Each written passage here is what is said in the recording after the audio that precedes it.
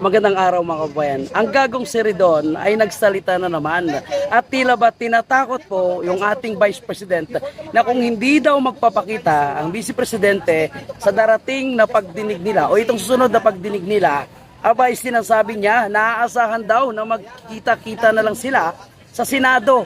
Gago. Alam na po ng lahat ng mga Pilipino, lalong-lalo na si VP Sara, na kahit humarap siya sa pagdinig na ginagawa po nilang fishing expedition, itong ginagawa po nila na propaganda lamang, itong ginagawa po nila na pagpapasikat lamang, naghanap sila ng mga ikakasira ni VP Sara. Alam ng taong bayan na kahit humarap si VP Sara, sumagot si VP Sara sa kanilang mga fake allegation, alam naman ni VP Sara at ng kanyang kampo, nahahantong ito sa Senado. Kumbaga, alam naman natin sa mukha pa lang at sa ilong ni Ridon, mga kababayan, nabayad na po itong impeachment ni Vice President Sara. Kaya nang sinasabi ng abogado po ni Vice President Sara na sila po ay haharap na lang sa tamang pagdinig, which is yung pwede nila questionin yung credibility ng mga witnesses na hinaharap sa trial court, hindi po dito sa pagdinig sa House of Representatives. Tandaan natin mga kababayan, the moment na nagdeklara po sila na sufficient and ground itong impeachment laban kay Vice President Sara, assuming na yon, na-impeach na si VP Sara. Kaya ang ginagawa nila dito, na kunwari naghahanap sila ng ebidensya, patunay, nagpipresent sila ng kanilang mga witnesses. Ito po ay gusto lang po nila na mapahiya si VP Sara. Dahil mismo sa kanilang sarili, alam nila na hindi po sila mananalo pagdating po sa Senado. Wala po silang numero. Kahit yung mga senador ngayon, sinasabi na nagsasayang lang ng oras ang Kongreso. Marami pa dapat yung pag-uusapan, which is totoo naman.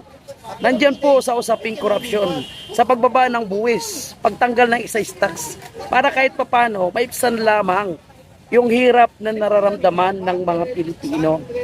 Kahit sa ayuda, yung pamumutmund nila ng ayuda, bakit hindi nila ayusin at magkaroon ng magandang sistema? Tingnan nyo, may namatay dahil lang sa pagpila ng 5,000. Kahapon, may high blood naman ng matanda sa Department of Transportation. Pumila nga po siya, pero sobrang crowded, inatake ng high blood, sobrang haba ng pila. Wala pa rin yung sistema na dapat idaan na lang sa online transaction at hindi masayang yung oras ng tao sa pagpipila. Which is, yan ang dapat ang kanilang unahin. Pero ang inuuna nila, ang impeachment ni VP Sara.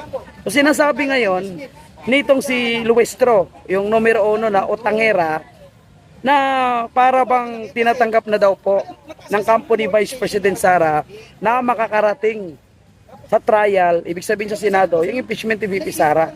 Igago, no? Gusto niya pang paniwalain yung tao na sinusubukan po nila na i-determine kung mayroon po bang mga grounds para i-impeach si VP Sara. Pero ang totoo dyan, impeach naman talaga si VP Sara dyan sa House of Representatives. Kasi nga bayad na po yung mga yan. Kasama na po yan sila sa mali-malitang pera na tinanggap nila. Kaya tama lang na hindi umarap yung kampo ni VP Sara. Tama lang na hindi magpapakita si VP Sara. Tama lang na hindi sila harapin. Hayaan ni VP Sara na sumabog sa galit yung mga utak ng mga bobong ito. At syempre mga kababayan, ang kampo naman ni VP Sara, lalong-lalo na po yung kanyang asawa, ay nag-file ngayon ng kaso mga kababayan. Ayan, okay, sa korte upang kasuhang kriminal itong Bangko Sentral ng Pilipinas, itong AMLAC, at the same time, itong mga kongresista. Balita ko, hindi ko pa nakita yung totoong dokumento pero balita ko sa mga dokumento na yan, kasama daw si Luistro, Ridon at marami pang iba. Hindi ko nakita kung kasama ba Australianos, pero sigurado ko yung AMLAC, yung PIEC, na nagpapagamit po sa mga propagandistang kongresista. Kaya good job po kay Atty. Manscarpio at kami naman bilang mga supporter ng Duterte kasama yung mga riders Maisog, tuloy-tuloy po yung aming pagrarally ng hakbang ng Maisog sa Supreme Court. At sa likod natin, so nandito po yung mga tent ngayon, naka-sit up pa rin sa Liwasang Bonifacio. Tuloy po yung panawagan na dapat ibasura na po yung excise tax. Dapat tanggalin na yung excise tax sa produktong langis dahil ito po ay pahirap lang sa mamamayang Pilipino. At imbis na ayuda, okay na sana yung ayuda kung lahat ay nabibigyan. Ngayon mukhang Luzon lang yung nabibigyan nila ng ayuda. mas pinapriority pa nila yung Batangas. Magtaka tayo bakit Batangas yung inuna. Mas marami yung mas mahirap na lugar, mas marami yung apektado. Bakit Batangas? Dahil nandun ba yung kanyang executive secretary, nandun ba si Delma Santos? Dahil ba yung Batangas is marami ring botante na hindi sila sigurado na sila ay susuportahan pagdating ng 2028? Kinakabahan sila, mga kabayan po natin. Kaya imbis din na magtrabaho ng maayos si Bongbong Marcos, unahin yung mga major infrastructure project, yung mga katulong sa ating bayan. Ang inuuna po, yung impeachment ni VP Sara. At dahil nag-aalangan po sila na mukhang hindi nila kayang impeach, ang ginagawa nila ngayon, dinadaan nila sa ayuda.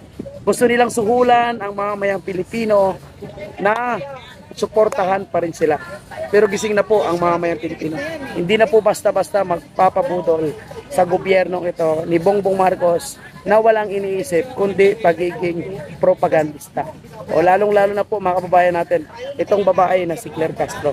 Mantakin nyo mga kababayan ha, itong si Claire Castro, ginagamit itong fake na mga allegation laban kay VP Sara, itong wala pang kalinawan na mga akusasyon sa pera sa bangko ng mag-asawang Duterte. So ginagamit niya ngayon sa kanyang propaganda at parang gusto niyang palabasin na ito na daw yung pera ni VP Sara. Pero tandaan natin mga kabayan, abogado po, matalino si VP Sara at ang kanyang asawa. Alam nila na gagawin lahat ng gobyerno ni Marcos Jr. para ma-eliminate si VP Sara. Hindi yan gagawa ng mga bank account. Hindi yan maglalagay ng pera sa bangko na alam nila na ikakasira nila. Lalong hindi yan magdideklara ng kanyang salin na alam niya na ikakasira niya. Kasi nga, mga kababayan, matalino yung mga yan. Iniisip pa lang ng mga ugok na nasa Kongreso, alam na po yan ni VP Sara.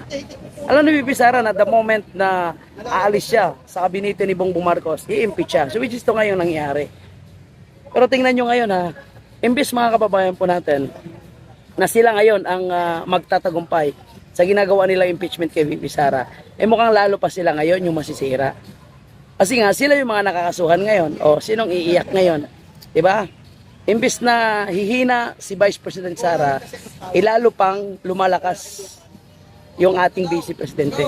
At kung titingnan natin, mga iyakin sila ngayon. Diba? Kaya panalo pa rin yung ating Vice Presidente.